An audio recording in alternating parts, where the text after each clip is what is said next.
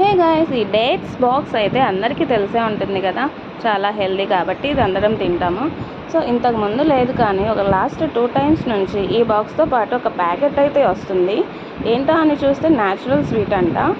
So ఇది ఎలా use చేయాలో తెలియక ముందు 2 ప్యాకెట్స్ని పక్కన పెట్టేశాను. కానీ ఎందుకలా వేస్ట్గా పక్కన పడేయడం అని చూస్తే దాని మీద పాలల్లో కలుపుకోవచ్చు, ఇడ్లీ దోశలకి అలా 4-5 ఆప్షన్స్ అయితే ఉన్నాయి. సో నేనైతే పాలల్లో కలిపి పిల్లలకి ఇద్దాం అనుకుంటున్నా. కానీ మార్నింగ్ స్కూల్ టైంలో పాలు ఇవ్వడం అస్సలు కుదరడం లేదు. హడావిడికి 7:30 కల్లా స్కూల్ బస్ అయితే వచ్చేస్తుంది.